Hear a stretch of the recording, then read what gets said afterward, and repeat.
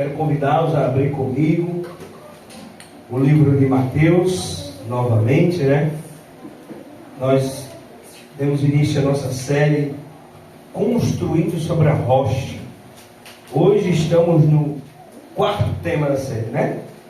Nós falamos sobre a vingança, inclusive eu tive a oportunidade de pregar lá em Santa Cruz sobre esse tema. Quem estava lá teve a oportunidade de ouvir novamente, quem já tinha ouvido aqui, outros ouviram pela primeira vez. E hoje nós vamos falar sobre o quarto tema. Já falamos sobre juramento, falamos também sobre a questão do adultério, né, de casamento. E hoje nós vamos falar sobre o homicídio. Palavras fortes, né? Mas como nós podemos entender esses temas dentro da revelação de Jesus no Novo Testamento. Mateus, capítulo 7. Mateus 7, novamente, os versos 24 em diante, diz assim: assim, todo aquele que ouve estas minhas palavras e a pratica, será comparado a um homem sábio que construiu a sua casa sobre a rocha. Caiu a chuva, vieram as enchentes, sopraram os ventos, bateram com violência contra aquela casa, mas ela não caiu, pois tinha seus alicerces na rocha. Pois todo aquele que ouve estas minhas palavras e não as pratica, é como um insensato que construiu a sua casa sobre a areia. Caiu a chuva, vieram as enchentes, sopraram os ventos e bateram com violência contra aquela casa, e ela desabou, e grande foi o seu ruína. Só basta até aqui, até o verso 27.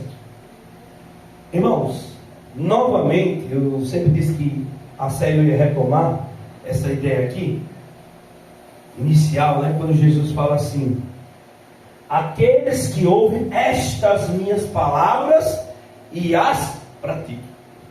Que palavras? As palavras que ele acabaram de dizer, tendo em vista que aqui é o sermão da montanha. Ele inicia seu sermão no capítulo 5 com as bem-aventuranças, e aqui ele faz a conclusão do seu sermão. Em síntese de tudo que eu falei, destas palavras que eu acabei de falar, aqueles que as colocarem em prática, estas pessoas então serão semelhantes aos homens que constroem a sua casa sobre a rocha. Do contrário, alguém que faz diferente vai estar construindo sua casa sobre a areia. Então, portanto, é importante analisar o que Jesus falou antes daqui. A importância de suas palavras, do que ele falou antecedentemente a esse momento aqui de Mateus capítulo 7, versos 24 até o 27. E nós já estamos fazendo isso em alguns domingos. Nós revisitamos algumas passagens anteriores, como a questão lá do adultério, como a questão da vingança, como a questão do juramento. E hoje nós vamos voltar aí novamente para o capítulo 5. E nós vamos analisar aí a parte que fala sobre o homicídio. Vamos para Mateus capítulo 5, verso 21 em diante, até o 26. Já abriram aí comigo? Agora vamos fazer a nossa retomada. É estas palavras que Jesus se refere quando diz assim: o homem que ouve estas minhas palavras e as pratica é semelhante ao homem que constrói a sua casa sobre a rocha. Então vamos lá, verso 21. Ouviste o que foi dito aos antigos: não matarás, mas quem assassinar estará sujeito a juízo. Eu, porém, vos digo que qualquer um que se irá contra seu irmão estará sujeito a juízo. Também qualquer um que disser a seu irmão raca será levado ao tribunal. E qualquer que chamar de idiota estará sujeito ao fogo do inferno. Assim sendo, se trouxeres a tua oferta ao altar e te lembrares de que teu irmão tem alguma coisa contra ti, deixa ali mesmo diante do altar a tua oferta, e primeiro vai se reconciliar com teu irmão, e depois volta e apresenta a tua oferta. Entre em acordo depressa com o adversário, enquanto estás com ele a caminho do tribunal, para que não aconteça que o adversário te entregue ao juiz, o juiz te entregue ao carcereiro e te joguem na cadeia. Com toda certeza afirmo que de maneira alguma sairás dali, enquanto não pagares o último centavo. Esses dois últimos versos, nós não vamos nos debruçar sobre ele, pelo menos por enquanto. Mas é interessante pensar aqui, como nós vimos pensando anteriormente. Todas as vezes que eu trouxe essa revelação de Jesus, essa luz que Jesus lança sobre os temas, sobre a lei, principalmente a Torá, ou os 5 primeiros livros da Bíblia, todas as vezes que Jesus faz isso, eu gosto de voltar ao Velho Testamento. Onde é que estava esse texto que Jesus aconselhava? Onde estava esse texto, esse mandamento que dizia para não matar? Está em Êxodo, primeiramente, se vocês forem aí, Êxodo, capítulo 20, e também Deuteronômio, capítulo 5. Em Êxodo, capítulo 20, alguém pode abrir aí em Êxodo e outro pode abrir em Deuteronômio. O Deuteronômio é 5,17. E outra pessoa pode abrir aí no capítulo 20. Eu estou abrindo aqui no capítulo 20. E o mandamento do verso 14 diz o quê? Verso 3, aliás. Não matarás. Em algumas versões. Em outras versões diz, no caso que eu estou aqui, que é a King James, diz assim: não assassinarás. Não cometa assassinato. Como é que está aí no livro de Deuteronômio, capítulo 5, verso 17? Alguém abriu? Vamos revisitar as palavras dos antigos. 5,17. Não matarás. A mesma coisa. É a repetição da lei. Não matarás. Então o mandamento aqui era: não cometa assassinato, não mate. E aí quando Jesus chega lá, então, ainda falamos também na semana passada, que havia outras penalidades, no sentido de jurisdição, e Jesus faz referência a esses juízes lá no capítulo 5 de Mateus, no sentido de jurisdição, porque a sociedade de Israel era uma sociedade teocrática, existiam os mandamentos de Deus, mas existiam outras leis civis, dentro do contexto do povo de Israel, que havia algumas punições para quem também cometesse alguns crimes, principalmente transgredisse a lei de Deus, a lei moral de Deus. E a punição para quem matava também era a morte. As pessoas se tornavam réu de morte, assim como o adultério. Mas aí a gente volta novamente para Mateus capítulo 5. Mateus capítulo 5, certo? Que é a nossa base, entre os 5 e os 7. Então, irmãos, alguns comentaristas dizem que esse termo raca é um termo do aramaico, que era originário também do termo hebraico requem, que era a mesma coisa de chamar a pessoa insensato, louco, tolo, ou literalmente cabeças vazias, significava isso.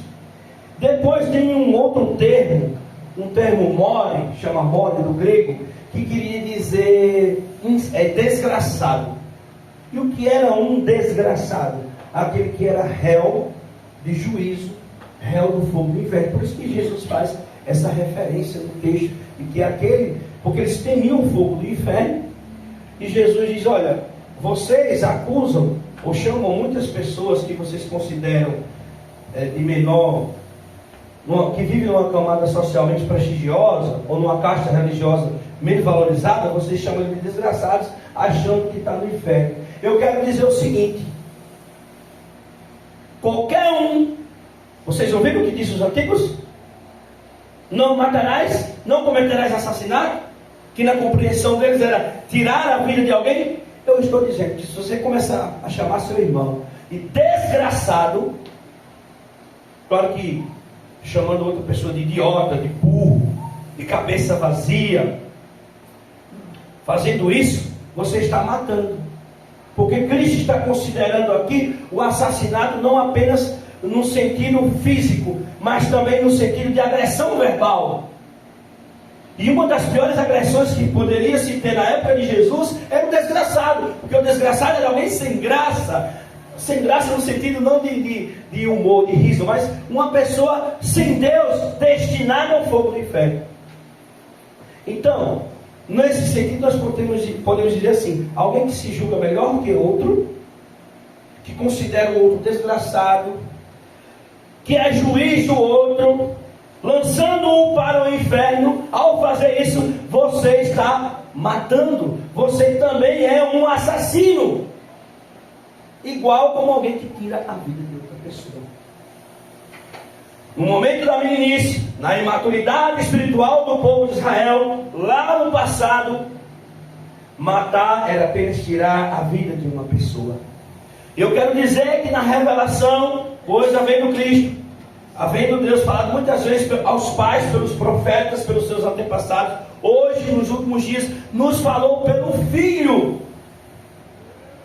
Ele trouxe luz e revelação verdadeira, plena sobre a palavra de Deus, sobre a palavra inclusive dos antigos.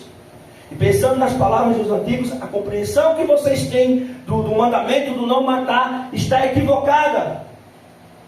E vocês matam, vocês são assassinos e tão culpados diante da lei como qualquer um homem do passado.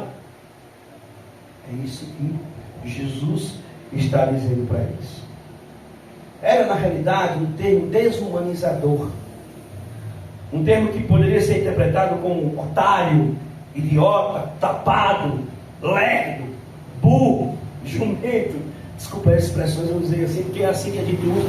Tem alguém do sul que está nos assistindo para ofender alguém, usando alguns elementos da nossa cultura.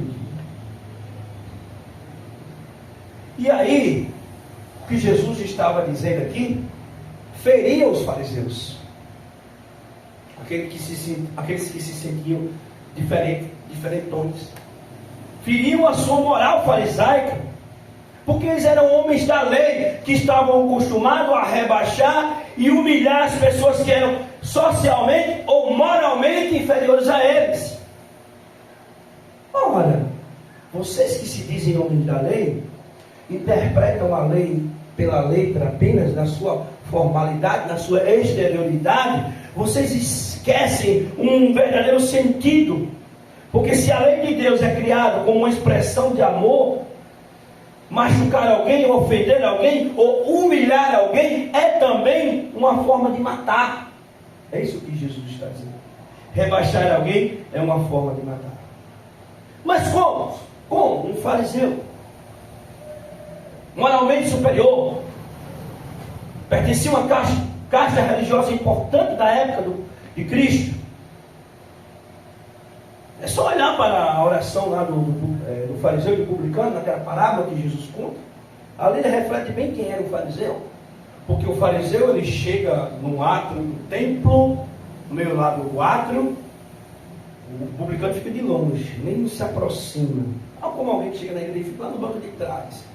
O fariseu vai para frente, estufa o peito, aí diz assim: eu não bem-aventurado, graças te dou, Senhor, que eu não sou como esse pecador, se comparando a ele. Olha para ele, se compara, desprezam, e aí diz assim: eu jejuo 2 vezes por semana, a lei mandava jejuar apenas uma, ele diz: eu faço mais do que a lei pede. Depois ele diz o quê? Eu devolvo o dízimo de tudo, do endro, do cominho, das hortaliças todas.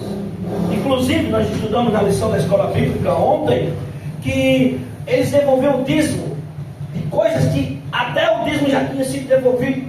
Alguém já tinha devolvido o dízimo daquela coisa, eles pegavam e devolviam novamente. Eles faziam mais do que a lei mandava. Então eles tinham uma ética alta, moralmente alta, para os padrões dele. É por isso que Jesus vai ter a ver com o que a gente está lendo aqui hoje. Ei, deixa eu dizer uma coisa para você. Antes de você devolver o dízimo, que você disse que devolve o dízimo, do endro do cominho, essa oferta não vale de nada. Vai lá, se reconcilia com o teu irmão, aquele que você está chamando de desgraçado, aquele que você está desprezando e humilhando, aquele que você está chamando de pecador. graças te dou, Pai, porque não sou como aquele desgraçado. Podemos entender aqui e fazer uma aplicação. Como aquele publicano desgraçado que socialmente era considerado um traidor do povo de Deus na época. Não sou como ele. Então é esse desgraçado que está lá no final do templo, que vem com a cabeça baixa, com vergonha, carente da misericórdia de Deus, que diz assim: ser propício de mim, pecador, que você tem que ir lá e se conciliar com ele. Eu fazer isso, me humilhar, me rebaixar, eu que sou de uma classe superior, de uma classe religiosa superior, socialmente também superior, prestígio eles tinham muito mais do que qualquer outro povo na época. Eles eram os intérpretes da lei, eles eram os intelectuais da época, eles eram os professores, os doutorandos da época. Não, eu ir lá, depois vai lá, você se reconcilia com ele, e você então vem trazer o seu dízimo do entro e do cominho, trazer a sua fé, porque só assim será aceito. De outra maneira.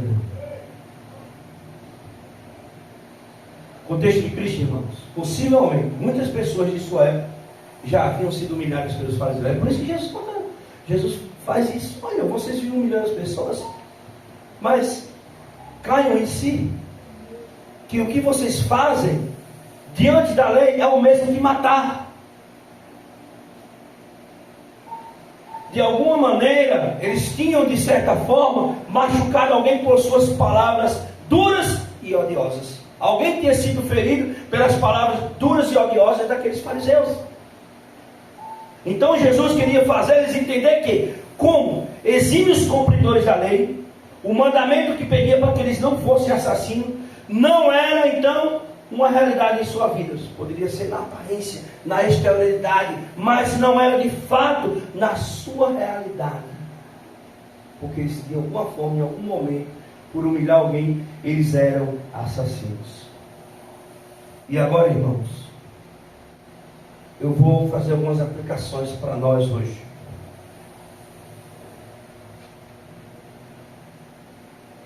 Naquele momento em que o fariseu dizia: graças te dou, Pai, porque não sou como aquele pecador, desgraçado, réu de morte do fogo do inferno, não sou como ele. Ele estava o quê? Matando a esperança de alguém que estava tentando se aproximar de Deus, da graça e da misericórdia de Deus. Porque, como falei aqui em outros sermões, nós não somos nada, nós dependemos. E falamos ontem também na escola bíblica, nós dependemos da graça e da misericórdia de Deus. O publicano entendeu isso, que ele disse assim: se propício de mim, pecador. Eu realmente sou um desgraçado, sem graça, mas a graça só vem de Jesus.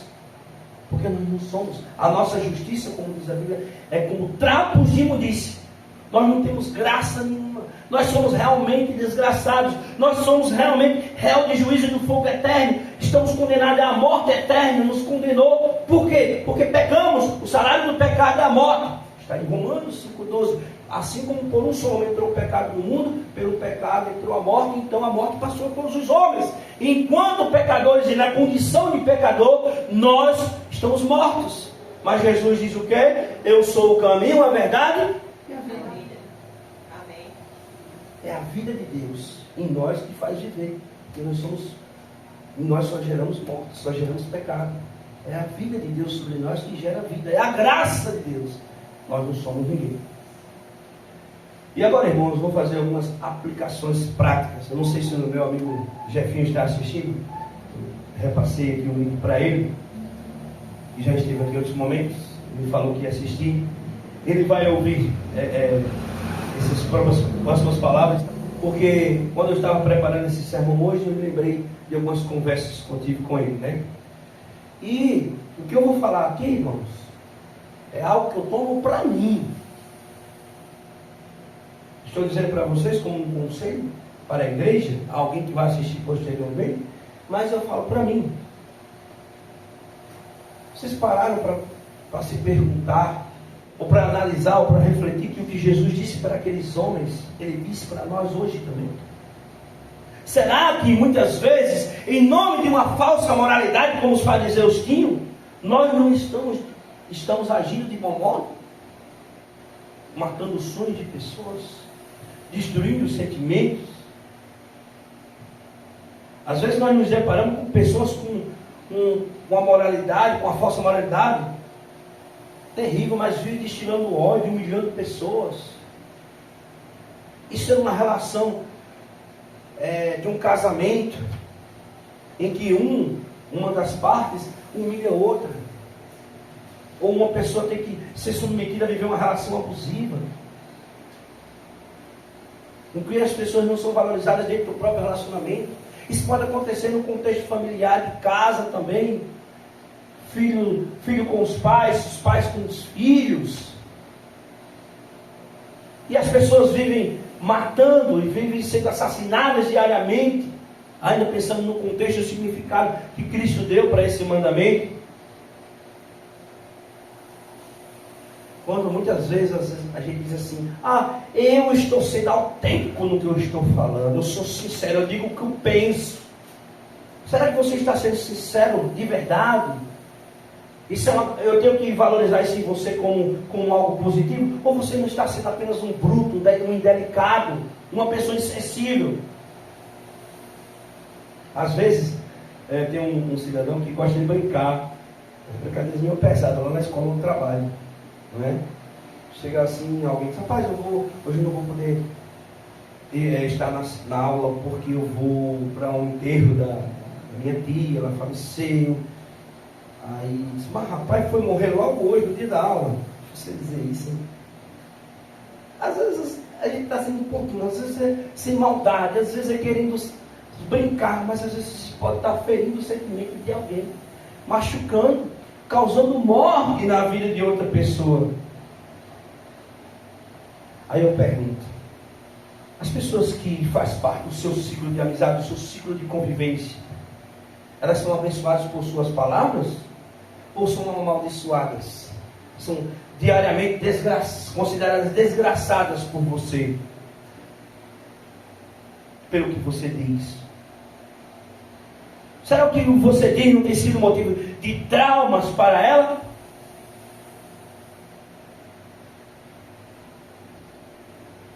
Cuidado, irmãos, com o que vocês falam para os seus pais, para os seus filhos, para a sua esposa, para aqueles que estão no seu campo, para o seu colega de trabalho, para a pessoa que faz parte da sua equipe de venda, que você lidera. Fala aqui que temos vendedor entre nós, né? Para os seus alunos, no meu caso, como professor. Como diz o ditado popular: palavras não são pedras, mas quando atiradas com força, podem machucar.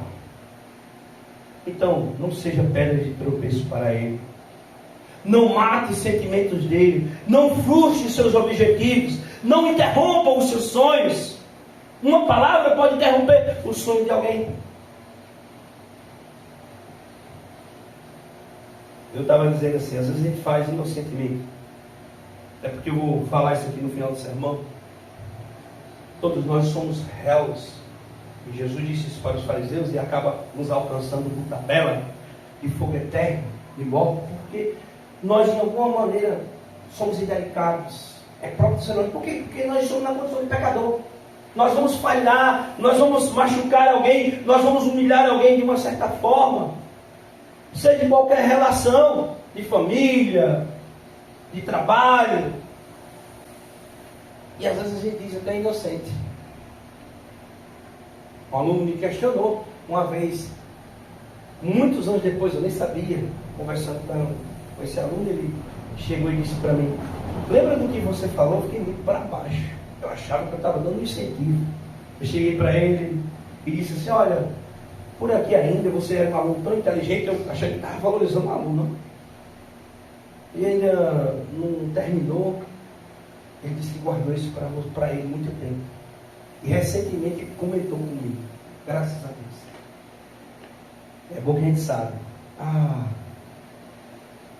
Rapaz, aquilo ali foi uma facada. Eu não vi só de você, claro, mas vi de outras pessoas. Porque eu ficava pensando comigo mesmo, ele realmente, isso foi muito significativo para ele. Porque ele diz, não, você não conhece a realidade dos meus pais, a minha realidade social, não sabe porque eu não estudei, eu não tinha condições de ficar fora. E as pessoas não veem esse lado. E às vezes uma palavra que a gente diz com alguém pode interromper sonhos. As pessoas podem tomar um curso, às vezes até um suicídio, porque você diz uma palavra errada. Você matou uma pessoa com uma palavra, que fere muitas vezes tem uma bala. E aí nós temos que ter cuidado. Não interrompa sonhos. Não frustre os objetivos de alguém que você convive. Não despreze alguém pela sua condição social. Preferência por time A ou B. Nas rivalidades aí, nos times, é terrível, né? Eu só vi isso nos times, eu vejo também na política, as ideologias políticas, as pessoas se degladiando, se matando, fazendo acepção por partido ou ideologia tal, de direita, de esquerda. Vi recentemente também, aí depois do título aí de São Paulo, Chico Ninaldinho vai gostar do que eu estou falando agora, mas vai doer um pouquinho, né? O ego, mas assim, um torcedor, mas isso poderia ser qualquer torcedor, não estou dizendo que é só desse time. Os São Paulinos comemorando, ele invadiu e atropelou.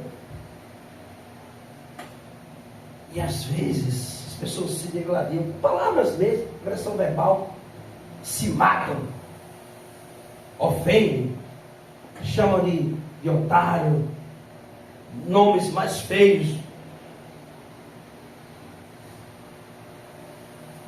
Lembre-se que por trás de um torcedor, de um time, por trás de orientação sexual de alguém, por trás de uma pessoa de esquerda ou de direita, existe um ser humano, com sonhos, com desejos. E aqui eu quero fazer a conclusão e o apelo dessa noite. Eu não quero que com essas perguntas, com essas reflexões que eu trouxe aqui para essa noite, você saia com um sentimento ruim, pior do que já entrou. A gente vem para garantir que Eduardo agora se viu, né, Eduardo? A gente vem aqui para garantir uma coisa, que a gente é desgraçado, mas que a gente está amparados sobre a graça de Deus. Amém. É a graça de Deus que nos sustenta. O apóstolo Paulo diz isso, a graça de baixo. Eu sou um desgraçado. Se você achar que está sozinho no mundo, sem Deus, sem a graça de Deus, você é um desgraçado.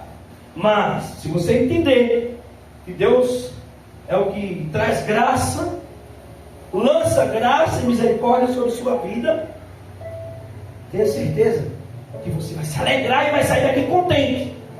Porque você vai sair com um pensamento: eu sou pobre. Eu sou pobre e segue nu. Eu sou igual aquele publicano, pecador, desgraçado, ser propício de mim. Mas você pode fazer essa oração, publicano, hoje: ser propício de mim que sou pecador.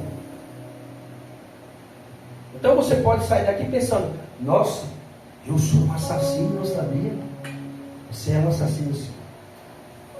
Porque aquele que por um homem entrou o pecado no mundo, né? Pelo pecado entrou a morte passou a todos os homens, o pecado também é a nossa condição. Então todos nós ferimos de alguma forma a lei de Deus. Nós juramos em falso, nós adulteramos, nós matamos, fazemos isso diariamente. E Jesus veio dizer exatamente isso para aqueles fariseus: vocês fazem isso, vocês não têm condições de cumprir a lei, porque a lei, a essência da lei é muito maior, a amplitude dela é muito maior do que vocês pensam. Então vocês precisam da minha graça para que possam cumprir a lei.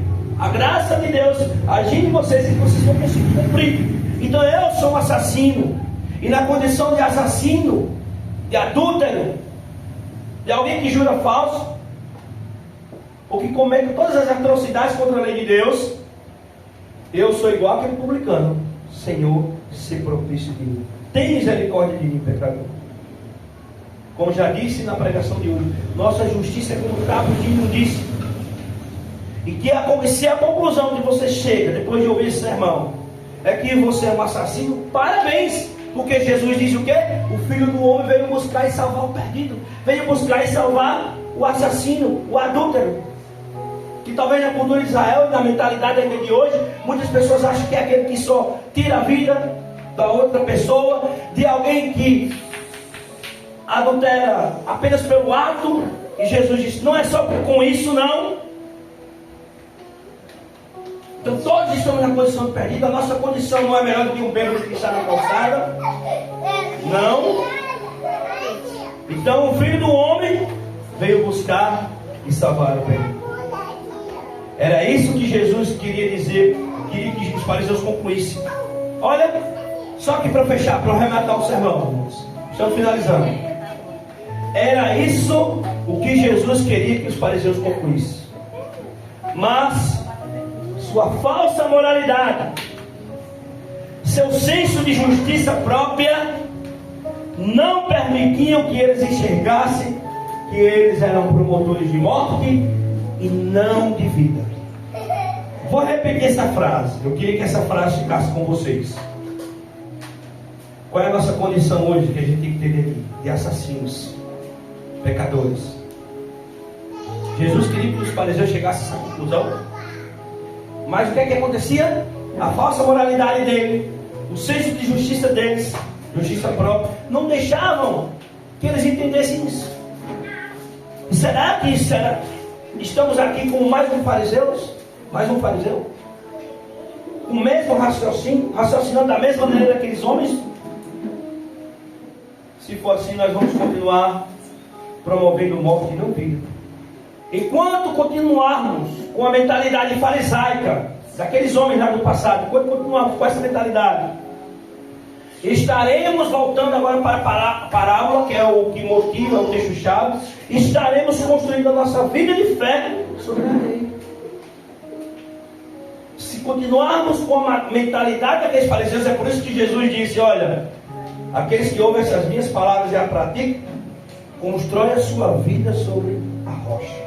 Porém, se vocês continuarem construindo a vida de vocês sobre os que os antigos falavam, sobre a letra da lei, o seu senso de justiça própria, baseado apenas num código legal, de exterioridade, de aparência, a sua fé vai ruir.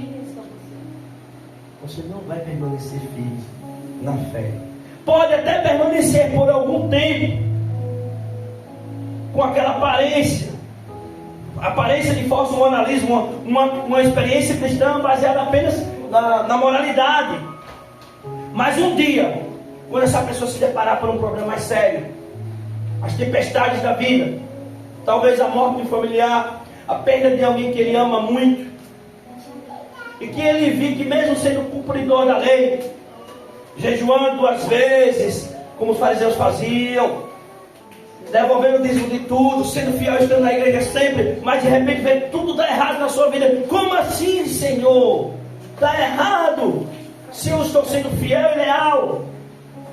Então nessa circunstância,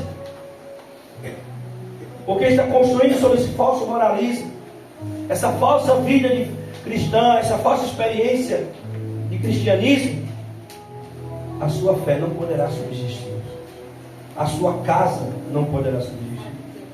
Mas só Cristo, e aqui encerro, e suas palavras é que vão dar o verdadeiro sentido a uma vida de fé genuína, cuja dependência da misericórdia de Deus e da justiça de Deus e da graça de Deus é que vai superar a falha e inconsistente justiça humana.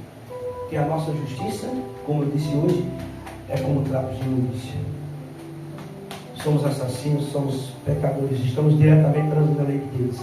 Mas a graça de Deus é que vai nos revestir, nos dar poder e capacidade para amar mais o próximo. Eu não estou dizendo aqui, não estou prometendo em nenhum momento que você não vai falar algo que vai machucar alguém. Você vai falar porque você é ser humano. Mas quando você falar, eita, machuquei, sou um assassino, mas você vai lembrar, Senhor, me perdoa, eu vivo debaixo da tua graça. Deus abençoe você, sua vida. Que essas palavras, as palavras de Jesus, como ele diz, estas minhas palavras, seja fundamento para você viver a sua experiência cristã.